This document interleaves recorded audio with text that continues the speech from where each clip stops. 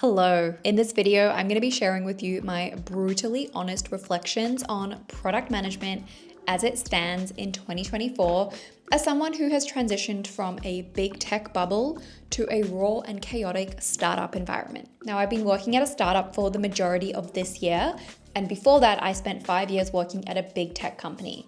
However, this is not my first time working in the startup space. This is nothing I am new to. In fact, I've previously founded 2 of my own startups, and it's a space that I absolutely love and I thrive in. But after spending 5 years in big tech, so from 2019 to the end of 2023, I really fell into the Kool-Aid that was big tech, that was product in big tech, and I really thought it was the best way to build product. Now, as I approach my almost 1 year anniversary being back in the startup space, I have been doing a bit of reflecting on my time in big tech, not only in my career, but just as a human being, how it's influenced the way I work with people, the way I think, the way I make decisions, and how I genuinely thought it was the best way to do product. Now, coincidentally, during my time reflecting, I've also been hearing a lot about product management theater. In fact, I read a blog which literally said, big tech product managers have become a meme. And so then I got even deeper into this rabbit hole of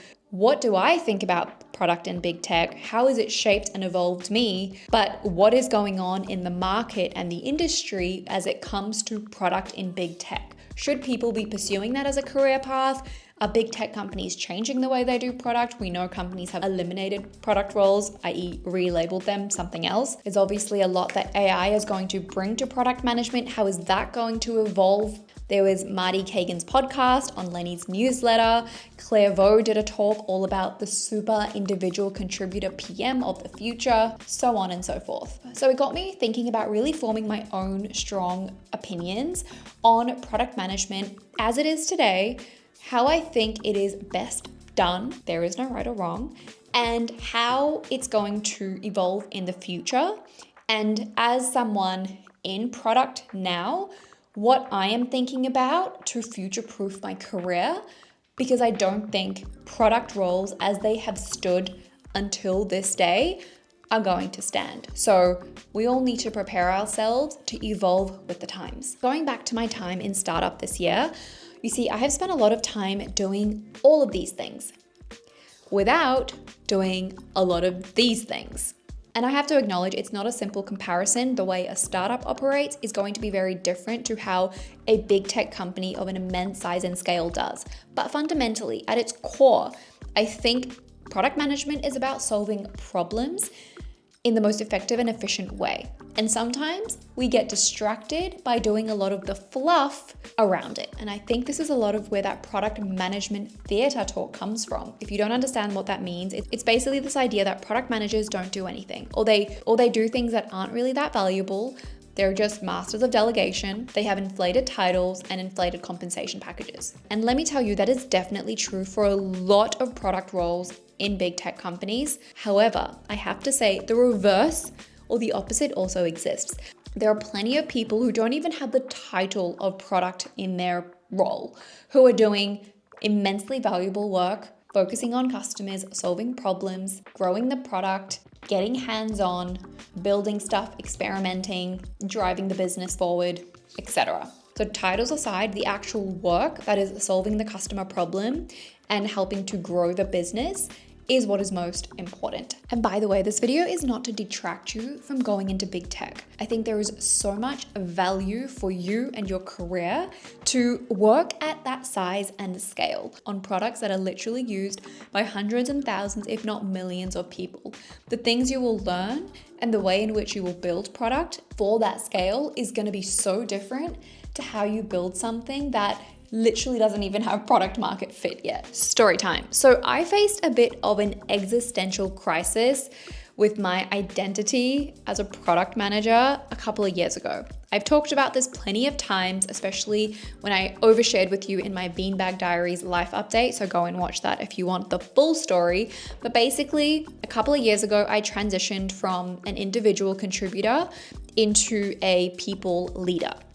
And I found myself in this place where I was no longer doing product work. I was just managing people. The people became my products. I chased something that I thought was the right way to progress in my career.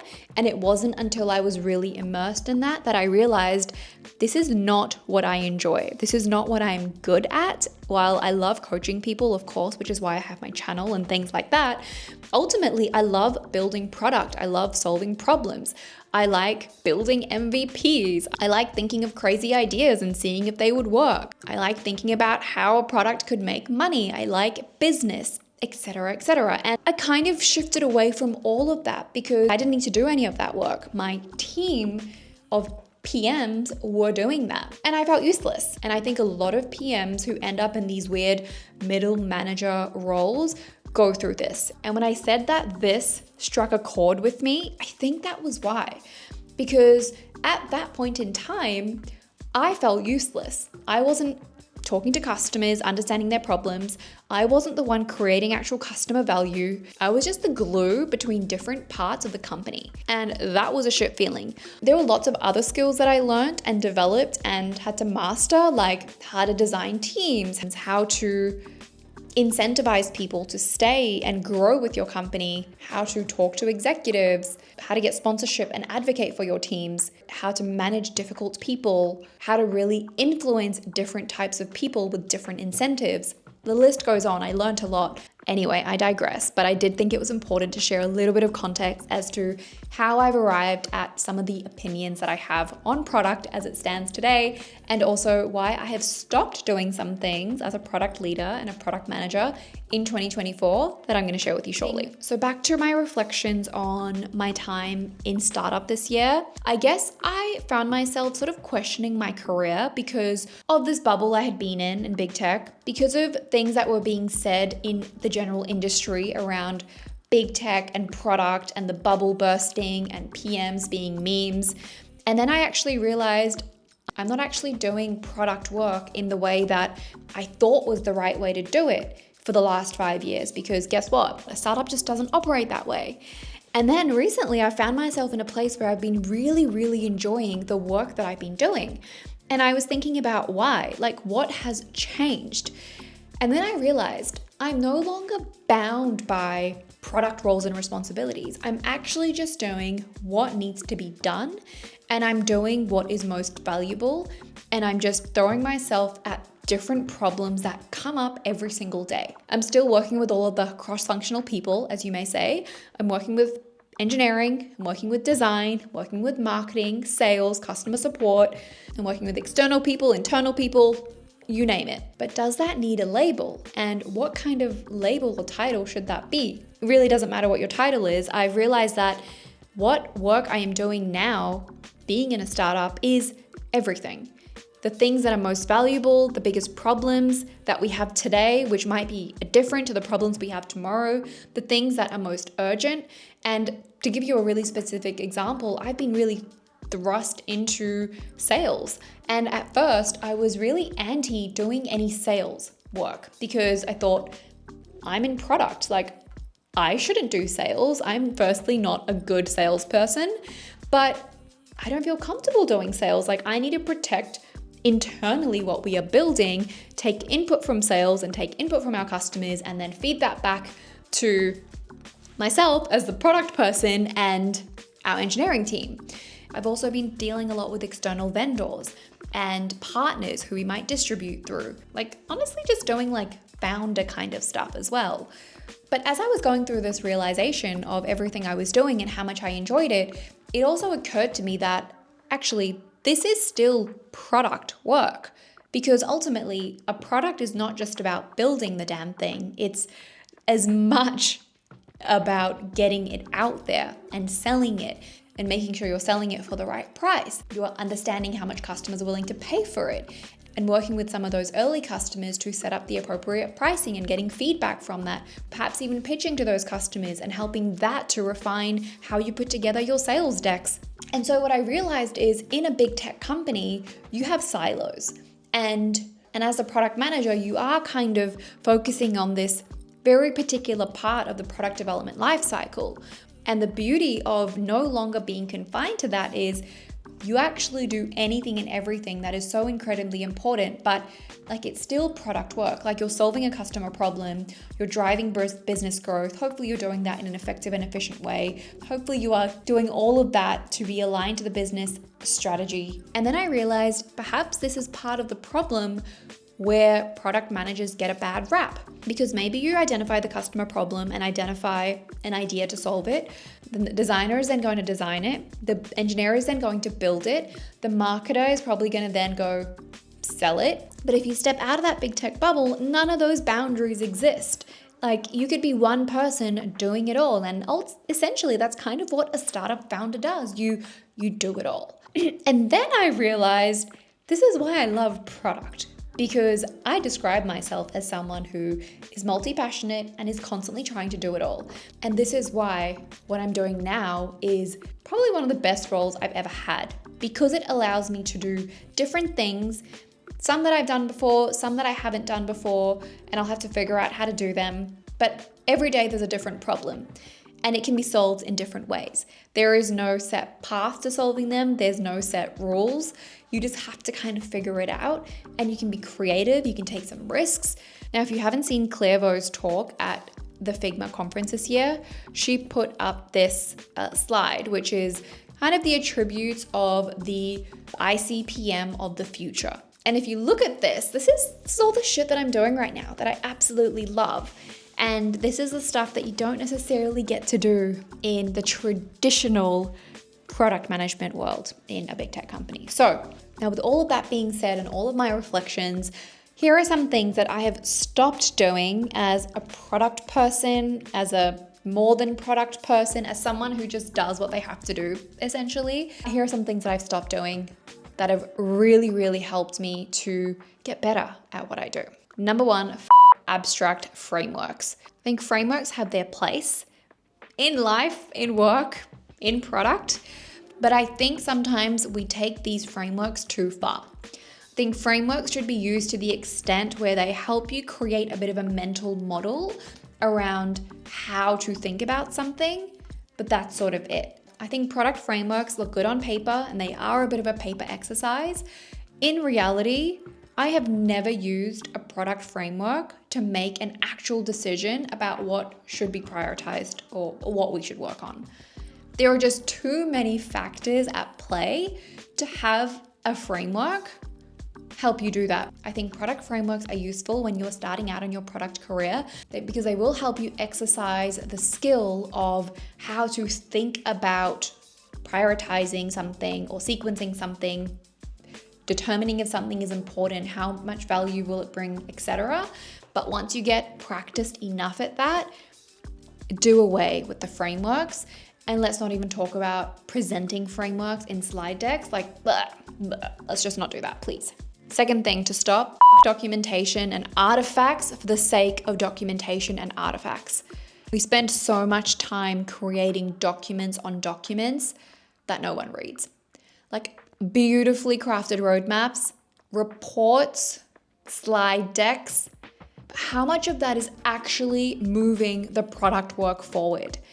Again, I think this product management theater is a perfect term to describe this. I'm not anti-documentation, by the way. I think writing stuff down is incredibly valuable, but let's make sure we are only doing that when we absolutely need to. What about asynchronous communication? Slack is an incredible tool. I will always opt for having a quick Slack discussion about something or even a meeting. At some point, putting those things down on paper in a doc, collaborating in the comments of a Google Doc, then moving forward. You don't need a whole document for the roadmap. The roadmap can just be a slide because guess what? The roadmap is going to change. The roadmap can be a 2-hour session where you draw stuff on a whiteboard and take a photo of it. Now, if you need to communicate roadmaps to people because different companies will have different stakeholders and expectations that they need to meet with investors, for example, then absolutely fine. But again, let's just evaluate the extent to which we are creating artifacts for the sake of artifacts. If you can't tell how triggered I am by this one, because of the trauma that I have from the amount of spreadsheets and documents and slide decks we had to create, and then create new versions of, and then create new versions of. in my big tech experience. Very, very traumatized by that. Number 3, this is actually something I've started doing more, is talking to customers. We talk to internal teams, internal people so much more than we talk to customers. And yes, we need to talk to those people that we work with. Absolutely. But let's just balance the equation out a little bit more and have more conversations with customers. And guess what? They don't have to be super formal meetings. You can set up Slack channels with your customers. Maybe depending on the nature of your business, you can set up a WhatsApp group. We set up a closed beta group on WhatsApp for some people who were using our app when it was an MVP. Your job actually gets so much easier when you talk to the people who you are supposedly solving those problems for. So just do more of that. Back to things I've stopped. Number 4, stop with the recurring meetings. Please conserve your time. My calendar now is mostly empty, and I strive to keep it as empty as possible. And you might be thinking, oh, that's just because you're in a startup. There aren't as many people to talk to. No. If you looked at my calendar for the first few months of me being in the startup, it was jam-packed. But we as a business as well are learning about what is most effective, what is most efficient. And now that we're kind of set up and running, we can talk a little bit less than we used to when things were really just getting off the ground. So my goal with any work I do now is to try and keep my calendar as empty as possible, because that is the only way work actually gets done. And try and do as much as possible asynchronously. There are so many amazing tools like Google Docs, Slack, Loom, even Slack huddles. Like, you don't have to have a meeting, you just have a quick call with someone on a Slack huddle. And I find that to be so much more effective than having these recurring meetings booked in the calendar.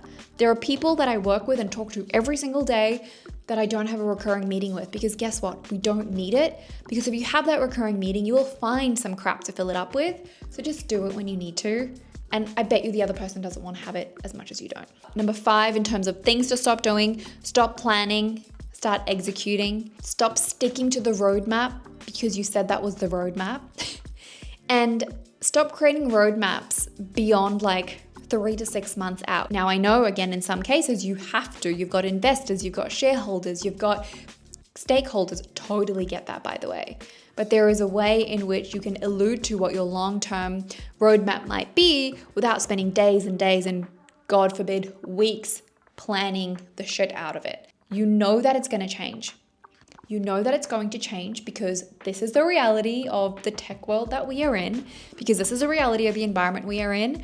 So try to plan what you absolutely need to, then high-level plan that next little bit that is just a bit further along the horizon, and then the rest you just don't know. Shit's gonna change, shit's gonna be way slower than you expected. Just do yourself a favor and just spend some of that time building, experimenting, talking to customers. There's so many other things you could be doing apart from just planning. There's also something I've started doing, not stopped, but it's experimentation and being in builder mode. Now, I'm not saying that you should build something scrappy and release it to customers. I'm definitely not saying that, because that actually can create more problems. All for MVPs and testing those, but I totally recognize on the flip side of that you can release an MVP that is never up to scratch with what customers want, and that can then create further problems. So, experimenting with ideas that you have, getting everyone in the company in their own way to try and build stuff. For a designer, that might mean making an interactive prototype. For a developer now, that could be using an AI tool to quickly mock something. For a product person or someone more on the business side, that could be using a no-code tool to demonstrate an idea that they have. There are so many ways now that you can experiment and go into build mode. It might even be creating a landing page, creating some new workflows, creating some automations with Zapier.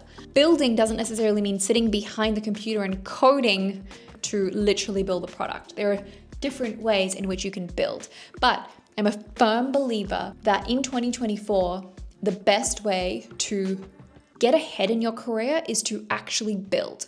I think you should build if you're in a company, you should build for yourself as side projects, you should build if you are looking for a job, you should build if you're looking to transition into a new job, even if you already have one. Building now is the best way for you to actually get ahead, because AI can do all of the other stuff that you used to spend the majority of your time on before.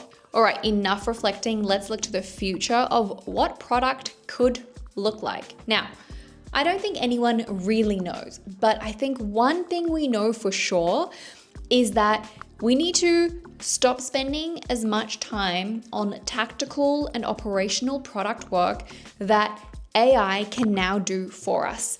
In fact, let's assume AI can do the majority of the tactical product work that you do today. I'm talking about things like discovery, research, competitor analysis, writing requirements, writing technical specifications, even assisting you with creating roadmaps, what you're going to ask customers, deciphering customer feedback. A lot of what gets you from idea to product built, I think you can eliminate a lot of that work with AI. You can even take high fidelity designs and use some AI tools to create the code for those designs without a front-end developer actually writing that code. You don't have to start from scratch anymore, which is huge. Starting anything is always the hardest. If you can get AI to do a lot of that baseline thinking for you and you do the cherry on top, you use AI as much as possible to eliminate that tactical work. So if you're no longer doing a lot of that work that you do today, what is it that you're going to do? Growth, sales, distribution, partnerships, go to market. And I think growth is really where things are at. And I'll tell you why. If you now have AI that will create a base level for everyone, right? We're not all starting from scratch. Everyone's at a base level. And let's say over time, artificial intelligence can do even more and more and more. It's no longer about what product you are building. And because AI is helping accelerate the time from idea to product, potentially, it's no longer even really about how quickly you can get your product to market, because that used to be a big competitive advantage. And it is still to some extent. But if AI is helping everyone do all of those things, then what is the differentiator for you and your business? How are you actually going to grow? And I think the more creative brains in your business that can focus on growth, whether that is organic growth, paid growth, whether that's like really traditional sales channels, networking, like B2B sales is tough. You need to build relationships. There are long sales cycles. You need to do demos. You need to write proposals. You need to think about pricing for customers. And then maybe for B2C products, it is really getting creative with how you do marketing campaigns, like what your brand voice is, what are some different incentives or campaigns. So for me personally, I'm really thinking that the future roles that I have, I'm actually going to pursue growth related roles. Now, whatever the title is, so be it, whether that's product growth, I don't know, sales, I don't know, but it's growth related. Because ultimately, when everyone has the same set of tools to solve similar problems, how is the product going to be the differentiator? And yes, to some extent, the product can be the differentiator. The speed to market can be, your brand can be, but you've really got to get creative thinking about how you grow, because everyone else is suddenly now equipped with the same set of resources that you have. Now, growth aside, some other things you can do with the extra capacity you now might have because of AI is be more hands-on. So I talked about that experimentation, that build mode. Do more of that. Think of ideas. Experiment with them using AI. Create concepts, create designs, use no-code tools, show them to people, show them to customers, prototype. Not saying release those to market, but rapid prototyping, which you can do now very rapidly with AI, is going to be a great way to experiment, eliminate ideas, cherry pick the ones that actually do seem worthwhile to invest in, and then actually go and properly build those. So as a product person, you can actually spend more time now building rather than just coordinating with your designers and with your engineers. You can actually do some of that building, and then you can take that to your engineering team or to your designers and show them, rather than just writing it up in a requirements doc. Just create something. And again, like I said, it's going to do wonders for your career anyway and for your career portfolio. But in terms of being in a product team, I think that's also going to be super beneficial. And secondly, with the spare time you have, you can actually do more work on the business rather than in the business. Or you can do more work on the strategy rather than just being consumed by the day-to-day of the product and the product work. So rather than spending your time executing predefined tasks, like writing something, you can actually spend more time thinking about the business as a whole. And I think this is a really important skill that, firstly, not enough product people focus on. We're so focused on our products that I feel like sometimes we forget about the actual business, which is really the grand product of all. But you can actually spend more time thinking about the business. Put on your commercial hat and spend time getting comfortable with pricing and financial modeling and cost analysis, thinking about pricing strategies, monetization techniques, etc. If you're a startup, you might want to spend a little bit more time thinking about, okay, if our exit strategy is to get acquired, what does our roadmap look like then? So of course, there's a roadmap for the product we're building for customers, but we also want to make sure the thing that we're building is going to be suitable for one day when someone acquires us. And I think that just about wraps up my current thoughts on product management. This definitely isn't like a hard and fast, this is what product is and this is what it will be, or this is what is right and wrong, black and white.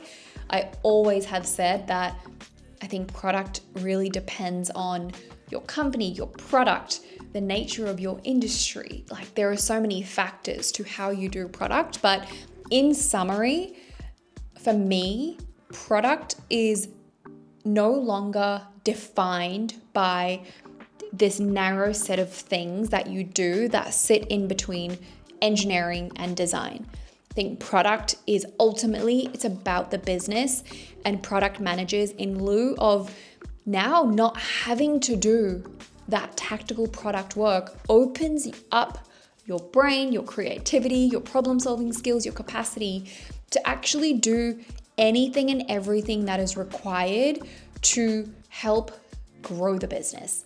And I really think that, and at this point in time, as of September 2024, who knows how this will evolve, I really think a lot of product roles are going to transition towards growth related roles. And that really excites me. It's a different skill set. I think it's a different type of thinking, and it will have its own set of challenges. But I think that's ultimately what we are now competing with each other on. AI has kind of evened out the playing field, and I think the burst of the tech bubble that was in 2020, 2021 also has really moved that along. So yeah, I think I'm going to leave it here for now. Let me know what your thoughts are on product. I'd love to have a bit of a conversation, maybe a bit of a debate in the comments. I'm going to keep you guys updated on how my thinking evolves, because I'm almost certain that it will evolve, but this is sort of where I'm at right now. And if you want to know more about how I'm actually spending my time, the type of work that I'm doing, what I've learned with my startup experience in the last 8 to 9 months, then I would be more than happy to do a video on it. But having said that, there's a whole other skill set, there's a whole other way of working, of talking, of influencing, of thinking about business and products that is never going to get replaced by machines and robots.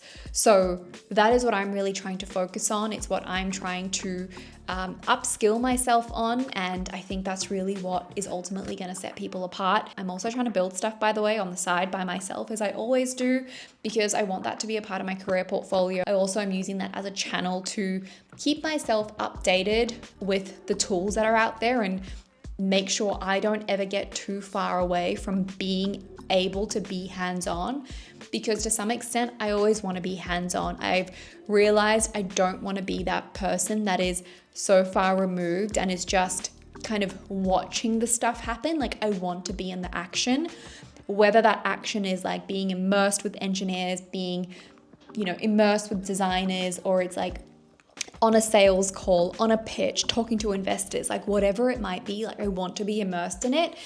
I don't want to be this weird step removed. So I guess you got a bit of an update on me and where I'm at with my own career thinking as well. So Anyway, I'm going to leave it here. Thank you so much for watching if you got this far. I really do appreciate it. I look forward to chatting more in the comments, and I will see you in my next video.